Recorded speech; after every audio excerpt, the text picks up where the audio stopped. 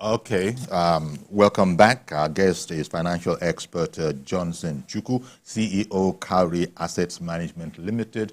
And we're looking at the general topic of Naira devaluation and debt servicing. And we've been getting, calls. The last call, was it truncated? Yeah, that was by Reverend Dominic, who has said that it affects everything. By his name, Reverend Dominic, he's a clergy. And he's saying that even they cannot afford to keep things as afloat as they would have liked to.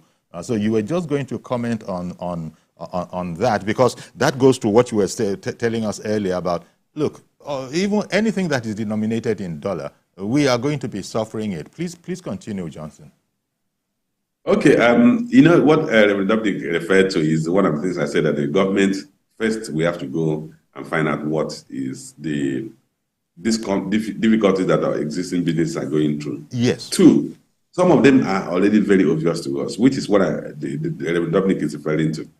We need to do the heavy lifting. I made the reference to heavy lifting, but I didn't have time to dwell on them. The critical component for you to have a productive economy, you must have energy. Uncle Yori, let me tell you, every item, every object on earth requires energy to be active. Without energy, every object will go in a state of inertia or inactivity. So the vehicle moves because there's energy. You are talking because you have eaten and because you have energy. I'm speaking because I have energy. Nothing moves. There's no economy work without sufficient energy supply. So what he's referring to is the fact that we have insufficient energy supply. Over the past couple of years or decades, we've not been able to build our power supply to the point that we have efficient power supply. We've gone through turns and twists. We've done privatization of then NEPA, PACN. We changed names. But we are still stuck at the same point. Yes. The reason why a country like China, in fact, if you go to most Western countries, they don't even know there's power because it's taken for granted. It doesn't blink. And you need that energy. And I must say, Father, you need efficient energy supply at relatively cheap costs, which is the second reference he made to that you can't be buying diesel at 250 naira to a liter.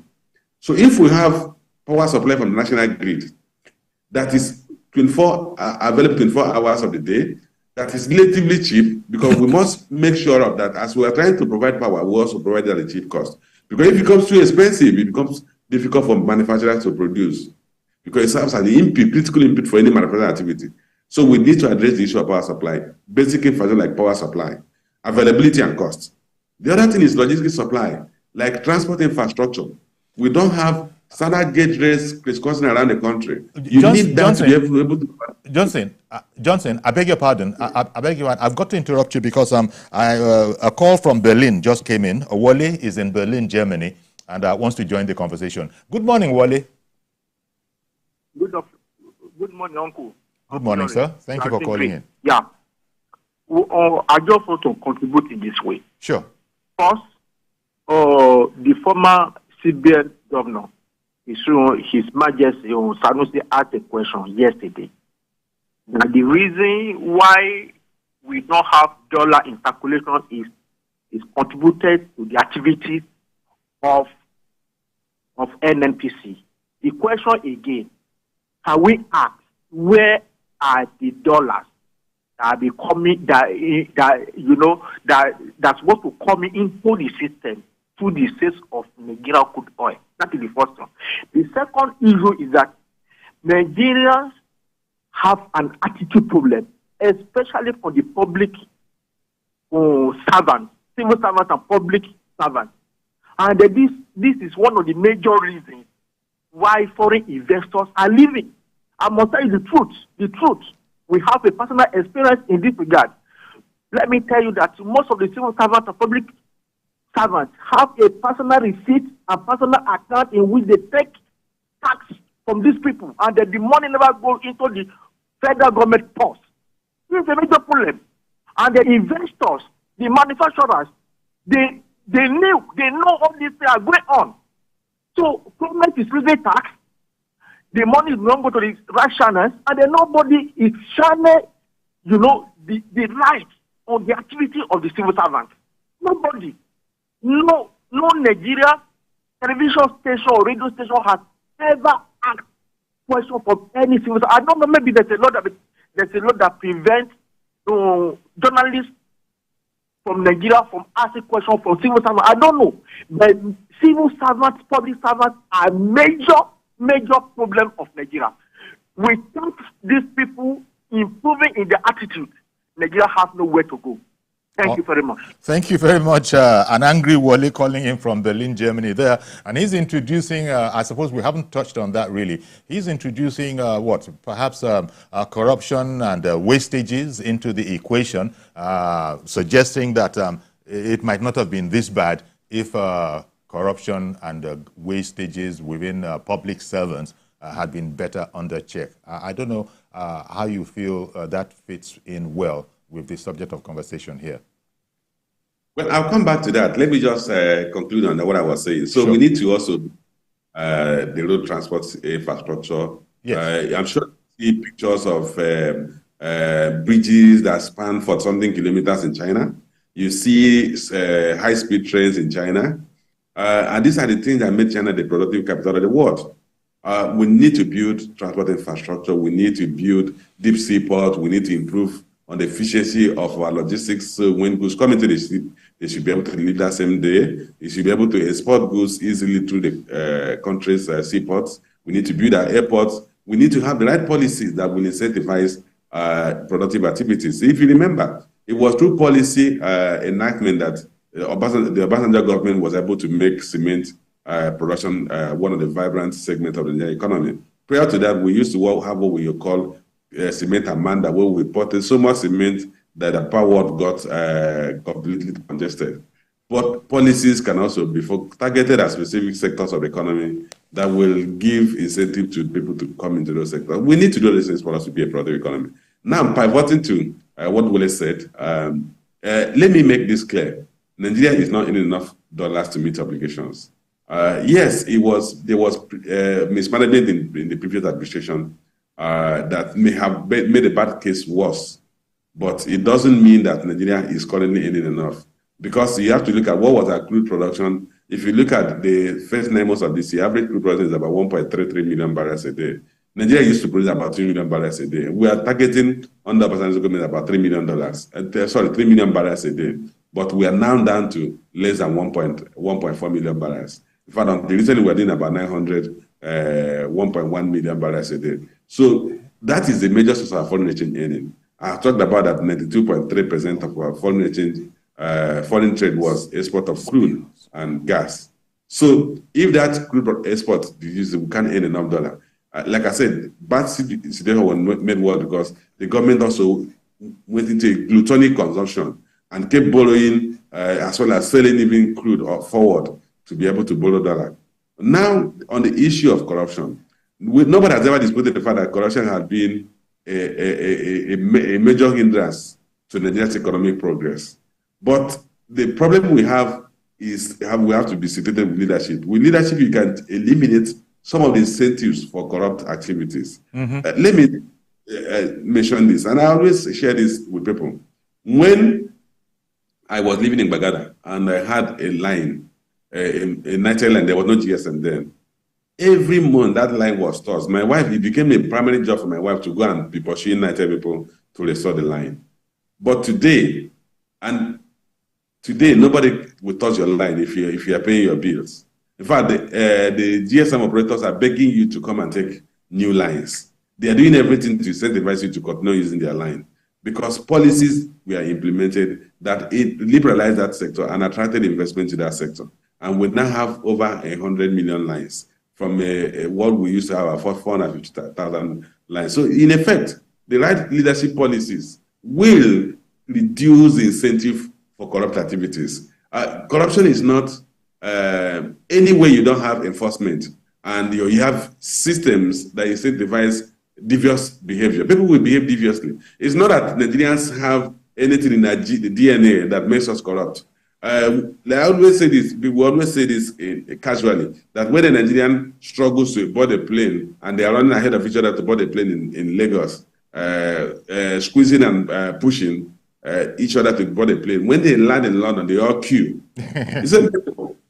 Same people, 6 hours after, you become the same. to stay in the queue because over there it is frowned at and the law will sanction it. Here, it's encouraged that the law turns a blind eye to it. Some of the reasons we have this level of corruption is because it is either you have a system that is built to incentivize it, or you have a system that turns blind eye to malfeasance and therefore encourage people to engage in such things. Thank you very much. I think we have a call coming in from Adamawa. Did I get the name right? Is it Muzi? Muzi from Maza. Mazia. Thank you very much for calling. Go ahead, please. Okay, sir. My contribution to that talk is about the leadership of Nigeria and how functional, how ready the leader is.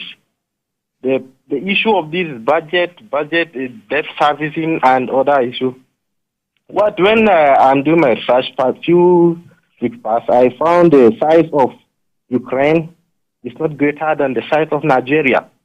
And when I see the African leaders meet up in the Russia begging for grain to be exported to Africa, I look at the size of Ukraine, I look at the size of Nigeria.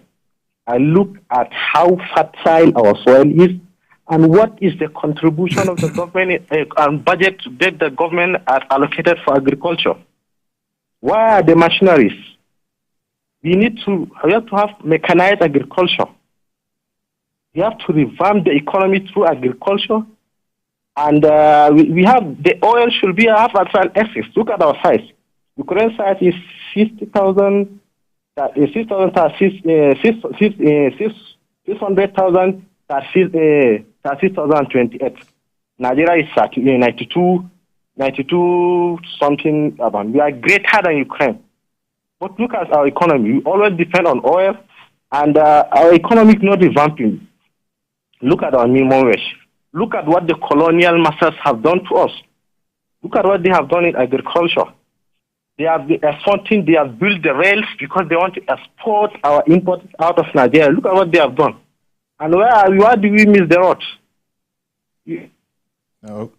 All right now. Thank you very much for that call, for that contribution to the subject matter. And, Johnson, going back, I was just looking at one of the papers this morning, and the former emir of Kano, Sanusi, there's a headline there, Sanusi carpets NMPCL, doubts that dollar remittance after subsidy removal is actually happening. Of course, he's been answered by the spokesman saying that, well, whereas the ex-emir is entitled to his opinion, NMPCL remains focused, whatever that means. The former emir was saying that he doubts that dollars are being remitted after subsidy removal. That relates to, corruption, if at all, and the kind of thing you were talking about, policies, tolerance for, breaching of the rules and all of that. So I suppose there still is a lot of work, and we're only in the early stages right now. If things are going to be put right, there seems to be a lot of work, because we're listening to all these experts, ranging from the central bank governor to the minister of finance and all people. Everybody seems to know what needs to be done, but the I don't know, the enthusiasm and then the sincerity of purpose to do things right. I don't know. That probably is also going to be an important thing. How seriously are we going to take these matters? Well, I think you just hit the nail on the head. There are two things we have to consider. One, the sincerity of purpose. If there's no sincerity, if the primary motivation of the individuals in public service is not public interest, it's private interest, then there's no way the outcome will be different. The second component of it, which I have to add, is in the competence to execute. They say, look, talk is cheap, execution is a main issue. There's even a saying that a bad policy strategy, efficiently or effectively executed, is better than a good policy, a good strategy that was not executed. So you also dealing with competence level. So you start with the core issue, which is what is the motivation of those in government? Are they driven by altruistic public interest or personal interest? I was sharing with a friend yesterday, and I was saying, look, the difference between us Africans and Europeans, that a European can know he's 60, he won't live under more than 20 years, but he has a plan. He has a strategy for an investment or a development that will take 100 years to come to fruition. And then he knows that even his children may not even witness it, but he's doing it for posterity. But an African, on average, not that we don't have exceptions, like you and I, are interested in what do I get today, what's in it for me and my family. So we need to change that orientation of public service, particularly those we elect. We must have a leadership selection process that will query where they are coming from and their philosophies. If the philosophy is about personal interest, we should avoid that. And then we also look at the competence of those people, the ability to execute even their own pronouncements. If you don't have that competence, you can have a well-written strategy paper, a well-written ideas, and then we'll all be drilling around it, but then the execution will come to naught. Yes. Mazi Okoroafo in Aruchuku, good morning to you, sir. Good morning, Sayori. You see, Sayori, when we talk about this devaluation and rate, it's affecting the economy, not only the economy, generally. Now look at Zimbabwe. Today in Zimbabwe, it looks funny. People use dollars in a country like Zimbabwe. In any supermarket you go, they use dollars instead of Zimbabwean currency. Does it make sense? It doesn't make sense. This is an African content. We're supposed to do everything African. Now look at our foreign airliners. They are complaining about their money stuck in Nigeria. Now, people buy those things with hard currency and Nigerian currency. How are we moving forward? Now, manufacturers, that's of yesterday, there was a release they said that they are suffering a lot. Why are they suffering a lot? Because of the forex market. The rate is not commensurate to what they are doing. They import, they spend more money because of the exchange rate. At the end of the day, they suffer. Talking about the efficiency, they suffer. Talking about the environment, they suffer. At the end of the day, who is suffering? Is the consumers. Consumers are carrying all the burdens of everything that has to do with exchange rate. Whether it is foreign, whether it is another. Now, what is the way forward? The way forward is that Nigeria should try as much as possible and harness all the resources we have here in terms of all these raw materials. It will help us save costs. If we have all these raw materials to import outside Nigeria, in this country, harness here, I bet you, we will not look at the Niger, look at the Mali. I think they do that the taxes they pay to France, they have stopped it because they want to be independent on their own, to manage their own resources, to manage their economy, to manage their own currency. Can Nigeria as a country, within this time of this present regime, sit down and decide that this is what we want? Because if we continue depending on everything, importation, we are not moving forward. And the currency itself, well, if you see now, Nigeria prefer keeping foreign currency in their house instead of Nigerian dollars. Does it make sense? It doesn't make sense. It makes our economy continue dangling. The earlier we face the reality of life inside Nigeria, the better for us. Good morning. I salute all the Catholics as they celebrate the Immaculate Conception today. The blessed Virgin is good morning, Nigerians. Indeed, Mazi. Well, thank you for the call and the pious element you slipped in towards the end. Look, we were talking earlier about problems such as P&G, other companies leaving. Even some foreign airlines, I read in the papers this morning, may quit Nigeria, according to IATA, which is reported to have warned the federal government of this eventuality if care is not taken. I looked at another paper. I was seeing that there's a continuation of the the exit of experts of our own foreign expertise. Doctors are leaving. It looks like it's going to get worse before it gets better. Well, Uncle Yori, that is a prayer we've been living with since I was a young boy. That's what about it. Every year we always believe that we have seen the worst. I was discussing with a friend of the friend's wife, who happened to be a European, and she told me that she's so tired of. She's married to a Nigerian. She's so tired of the country. She came with all the highest level of zeal and passion to become a Nigerian. And then she said that the worst thing that has happened in her life is that every year things get worse. That when you think Nigeria has gone so low, they now go deeper. You and I have live with, tomorrow you go better. And we seem to be deteriorating in all aspects of human endeavor.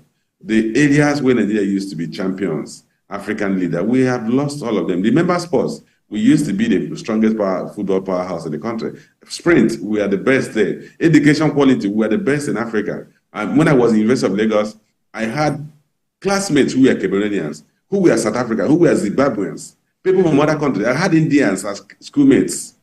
That's Today, right. you don't have any of them. We had foreign lecturers here because we could afford to pay them. And we're not talking about the Stone Age, we're not talking about the 1950s or 60s. So, but where are we today? We've seen Nigeria deteriorate in all aspects of human endeavor. Is it quality of education? Is it healthcare? Is it basic human needs? In terms of food, quality of food we eat?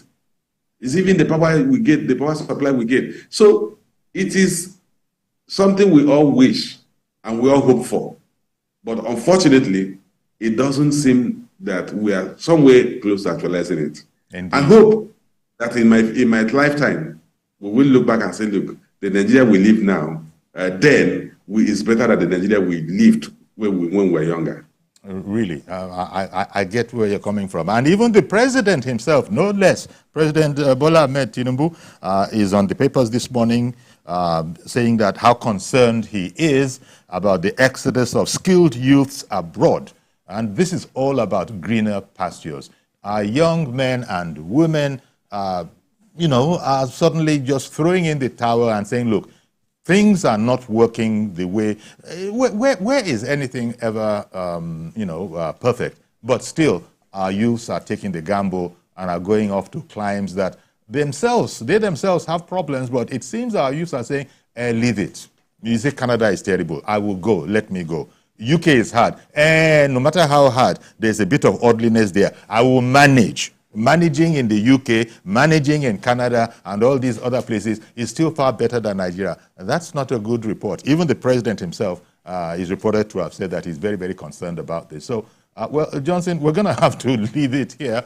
But I don't know. We still have to be prayerful and maybe just depend on the hope that our leaders are giving us, new administration, new financial sector, new central bank governor, new technocrats in all of those sectors. We hope it will come to something, and there'll be a stem in this drove of people that are leaving. Businesses are also leaving. Airlines they're threatening that they don't want to be with us. I don't know what to say, but final words from you, Johnson. Well, my final word is that hope is not a strategy. We need to, as a people, begin to reverse the issues that brought us where we are. There is a saying that when you are in a hole, stop digging. We need to have the government focus on the critical issues of infrastructural build, addressing the issue of policy environment, address the issue of corruption, and then create a conducive socioeconomic environment that will encourage Nigerians to strive and be the best they can be. We have so much of competency, so much of talents, but we live in an environment that you really can't express those, and that's where Nigerians are living. Once we reverse that, it was done temporarily during Obasanjo's time, and if you cast your mind back to his Obasanjo's second term, Nigerians in diaspora were coming back to Nigeria in droves. Foreigners were coming to here to invest. Nigeria was the most attractive economy within the sub-Saharan African continent for investment and opportunities. Those opportunities are still there. We just have an environment that has been difficult to explore them, and that is why Nigerians are leaving. We need to reverse that. Thank you very much, Mr. Johnson Chukwu, CEO, Cowrie Assets Management Limited, as always, for coming on our program and, enlightening the citizenry about these issues. Thanks once again. Okay. Thank you for having me. All right, then. So that's our program today.